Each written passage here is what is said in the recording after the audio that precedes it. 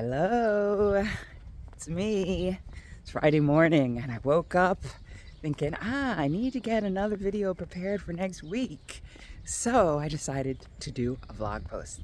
There's a lot on my mind and I want to share it with you. Now it's about 7:30 on a Friday morning and surprisingly, it is chilly. I think it's about 62 degrees Fahrenheit. And it's been like this for the past week in the mornings. And then the temperatures go up into the maybe mid 80s. Very pleasant weather the last couple of days. Now, in the beginning of summer, we did have some hot weather. We had a little bit of a heat wave.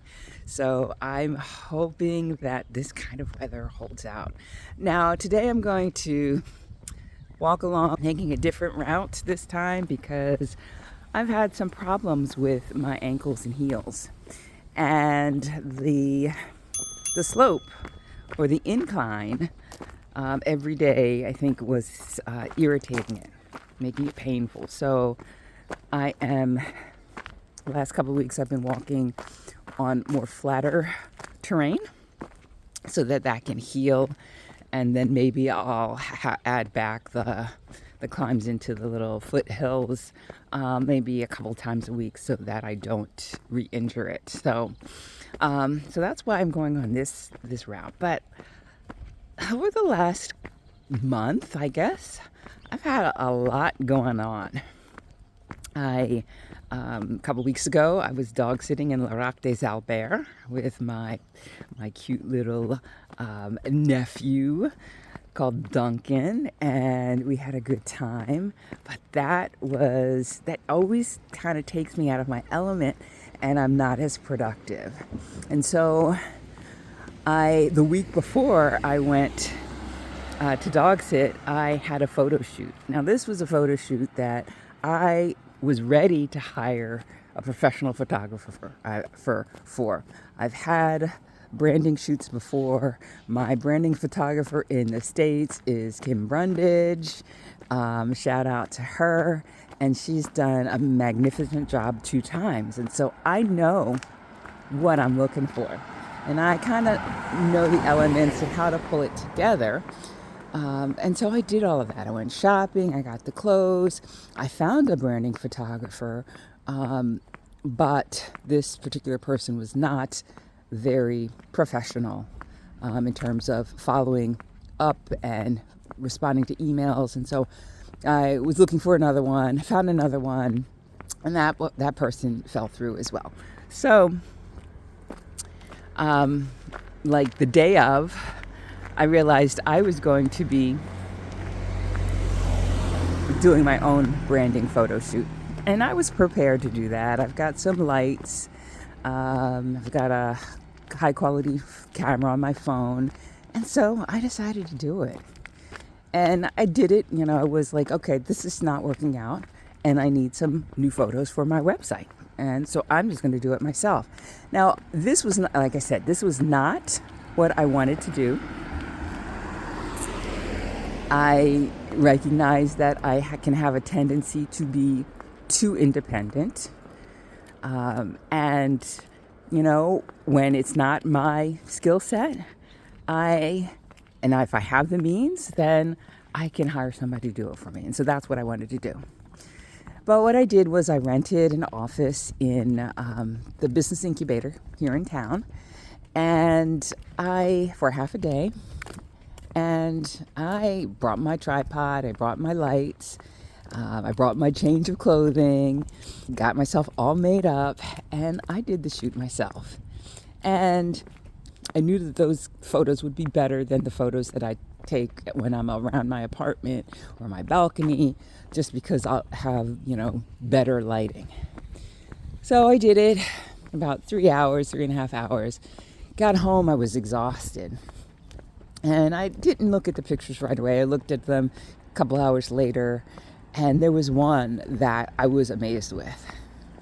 So Then, I guess it was about a week ago, I was looking at the other photos.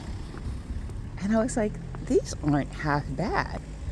And I started to feel like, oh, if I had some better equipment, some better lights, or maybe those umbrella type things that kind of diffuse the light so it's going in the right direction, I could really, take some good pictures of myself. I'm not looking to become a photographer, but I was encouraged.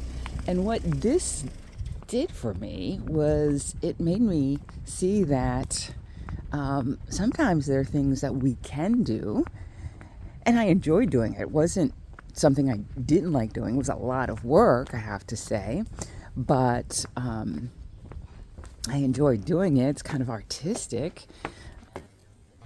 So maybe there'll be another photo shoot like that in my future. So I am reading a book in French called Miracle in the Andes. Well, at any rate, it's about the 1972 plane crash in the Andes Mountains with this Uruguayan rugby team. And it's horrific. Now, I'm reading this in French, and I'm amazed at how much I understand and how few words I need to look up. And I think that might be a function of the fact that it is translated from English to French, and I can tend to feel like those are easier to read. Don't know if it's just the way the sentences are structured. There seems to be something that's easier for me about that. Well, anyway, it's a really interesting, harrowing story. And as I read it, it helps to bolster my resolve, my courage, my desire to be better. Like, there are a couple areas in my life where I feel like I have slipped. My habits have gotten, a little out of whack, and I want to bring them back in to line. And, one of them is with my weight. I could put on about 10 pounds over my goal weight. So this week I signed up for the Weight Watcher app. Was actually looking for a workshop, a Weight Watcher workshop that I could attend a couple of times a month, just because of the camaraderie and the community. But it turns out that Weight Watchers has some financial difficulties, and so looks like there aren't any in-person meetings here in France anymore. So I got a subscription to the application, and on Monday morning I started tracking my points again. And I'm really happy that I decided to face facts that my clothes are tighter, that I am not eating as healthily as I should be, and I'm eating more calories than my body needs. And in taking this step, it was really interesting. In taking this step, I felt really empowered. So you might think that this could be seen as a failure. You put on weight, you're over your goal weight, and here you have to go back to tracking your food intake. But I saw it differently. It felt different. It felt like I was taking back control. That was one of the reasons I went on a weight loss journey in the beginning. I was at a job that I really wasn't happy with, didn't feel like I was being respected or given the kind of work that I truly wanted to have. And as a result, I said, well, I want some challenge in my life, and I want a little more control in my life. What can I do? And I'd remembered about 10 years earlier I had done Weight Watchers and lost 50 pounds. And that felt like I was in control. And so that's why I decided to lose the weight the second time. And so in signing up for the Weight Watcher app and starting tracking my points and my water intake, it just felt like, And so in starting to track my points and my water intake, I am taking back control. And that feels really good. And so I was talking about this book and how it is, while it's dark, it is also giving me strength to do things that might feel hard for me or harder than, just being lazy. And one of the things that used to give me that force, it's been, 15 years since my father passed, but that was the last image of my dad that I had. He was in a nursing home. He was dying of cancer. He was nothing but skin and bones. And he had the option to be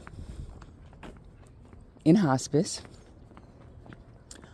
or to do physical therapy. And my dad was an active man, and he did not want to just be lying in bed, until he died. Even though, as I said, he was literally skin and bones. And so the last time I saw him, he was at a physical therapy session, and he was raising one of his arms, one of his bony arms, and he was doing it. He was dying, and he was working out. And, for years after that, when I felt like something was hard, when I was, doing karate and going for my different belt levels, and I felt like, I can't go on, I would envision my father. And so that had been kind of something that helped me through. But, after 15 years, that image goes away, I have successes, and I don't rely on that so much. But this book is that for me now. And so I started down the path of weight loss again. I guess I got about 10 pounds to lose.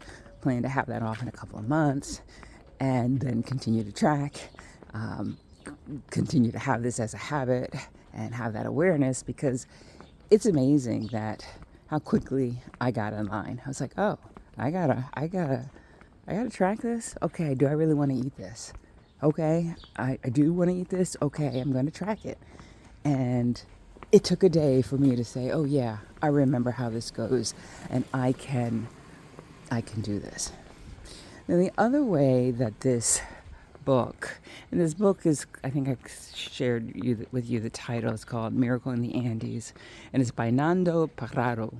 And it's so well written. Like, I feel like I'm there on the mountain with them, and it just is so hard. I mean, the reason that I can read this is because I know that for some there is a happy ending.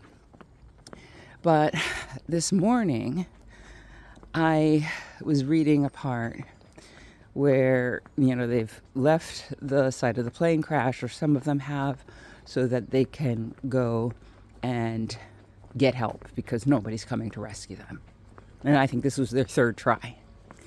And they're out, the weather's great, and then all of a sudden, the weather changes, and there's a blizzard. And so they head back to the site of the plane crash, because there is, in the fuselage, is their shelter.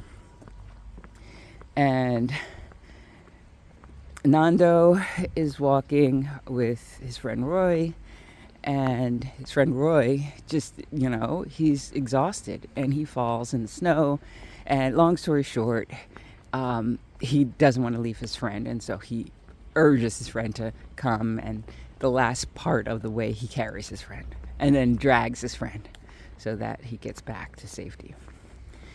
And in the end, he talks about how being out of the site of the scene, the plane crash, he has a little bit more perspective, and he, kind of surveys what's going on, the bones of the bodies of the people they've had to eat, and the fact that his teammates have honored their vow not to eat his sister or his mother, who are dead in the snow, a few feet from the wreckage. And talks about how in all of this misery and in all of this horribleness, that they were not going to allow the mountains to steal their soul. And I have it written down because it was the last line I read this morning, and it really hit home for me. It really hit home for me because I am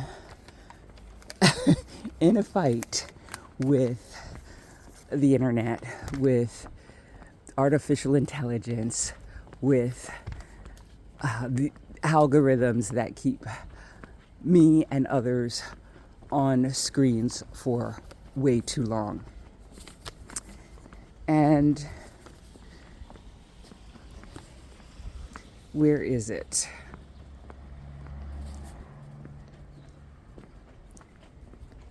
We hadn't let the mountains steal our soul, right? It was powerful. It's like, wow, he's fighting for his life, and he's, carrying his friend in a blizzard up a steep hill, and I've got all the comforts in the world, and I'm overeating, and I'm watching too much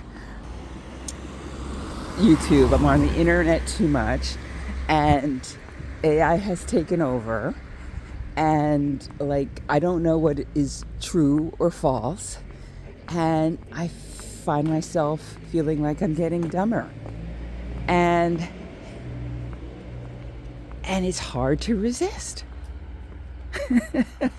And so that line, we hadn't let the mountains steal our souls, is powerful. I thought, I'm not going to let the internet steal my soul. So I just wanted to share that with you because I know that if I'm struggling with that, you might be too. I have a motto in life, a guiding principle that I adopted maybe 10 years ago. And it's that life was not meant to be a struggle. And struggle, in my definition, in Stuart Wilde's definition, is effort laced with negative emotions, right? And so I have to remind myself that while I am watching videos or scrolling on Instagram or wherever I find myself, that doesn't feel like struggle. But what ensues, the feeling of I've wasted time, the feeling like my brain is being commandeered, is struggle, is unpleasant, is not the way I want to feel. And so I think much like I am doing with food, I'm going to have to figure out a way to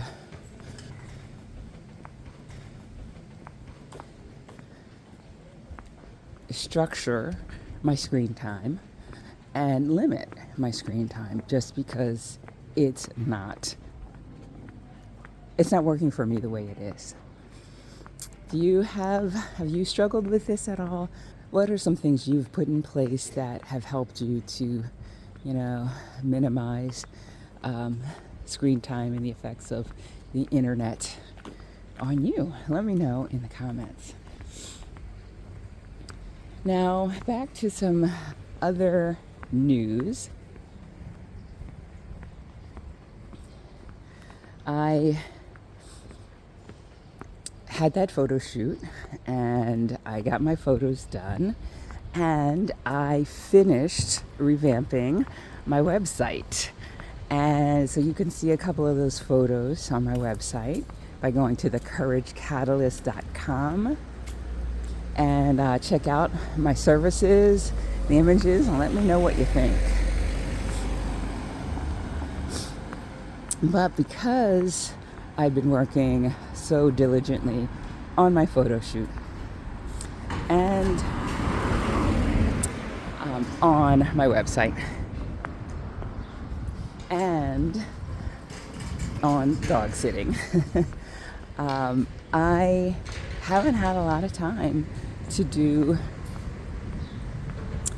prepare for my Women Rising Roundtable that I do every single month since the month of February. And, July got away from me. And so as the month nears its end, I feel a little bit weird. Like, my Women Rising Roundtables are workshops or events that are online. They're 2.5 hours where women who want to be better, feel better about themselves, feel more empowered, come and we have a conversation, right? And so that conversation, I'm sharing some coaching tips or what have you, whatever it is the topic of the day is.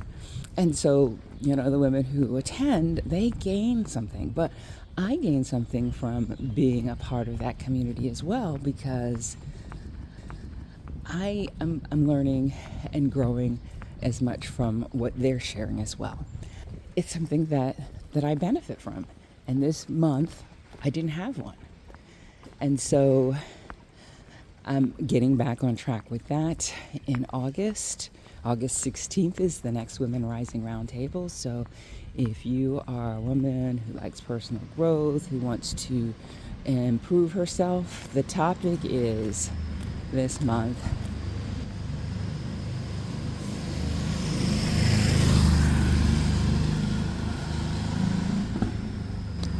The topic this month is be seen, heard, and unapologetic. It's a roundtable for women who want to take up space. And this was something that was requested of me. And so I'm like, yeah, this is going to be a good one. So August 16th, you can go to thecouragecatalyst.com and check out the details for that.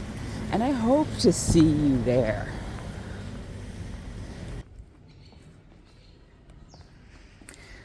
Now, they recently put some water in the Picasso fountain, which I probably should show you. A couple days ago, I saw them filling it up, and I was like, oh, is the drought over? Are they going to fill all of the fountains? And I'll show it to you here.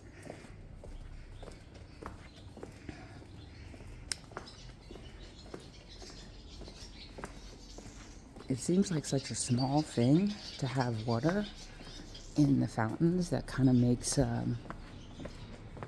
the town more beautiful, but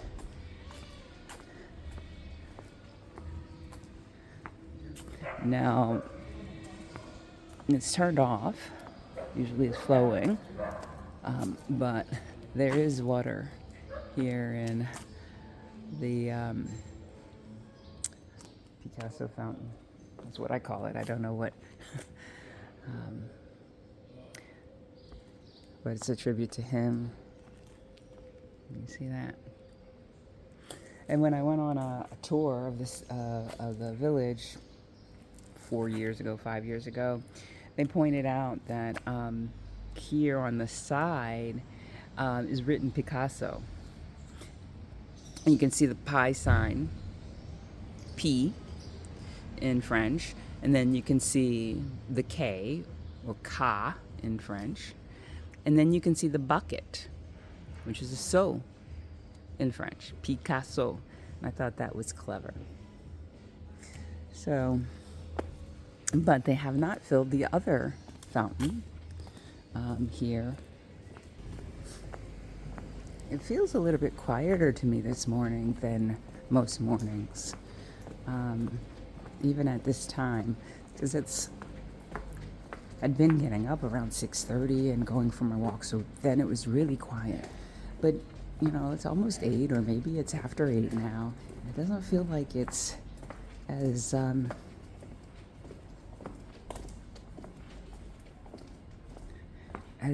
lively as it is typically during this time. Don't know, maybe it's because it's Friday and maybe some people are taking off Friday.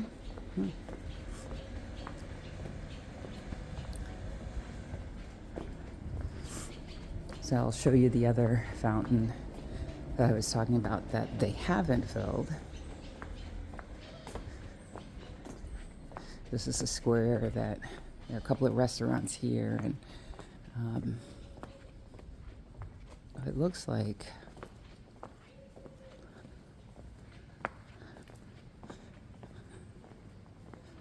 perhaps the restaurant is on vacation because they don't even have any tables out. Usually they have a few tables out. And this is the fountain. Oh, there is water in the fountain. Oh my gosh, there is water in the fountain. I didn't see it yesterday when I came by here, but maybe it wasn't, spraying, and so I just assumed there was no water in the fountain. Back up so you can see it all. It's 8 o'clock.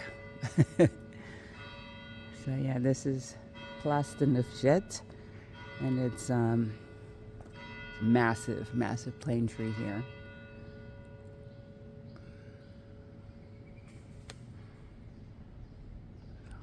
Hard to get a view of that. Yeah.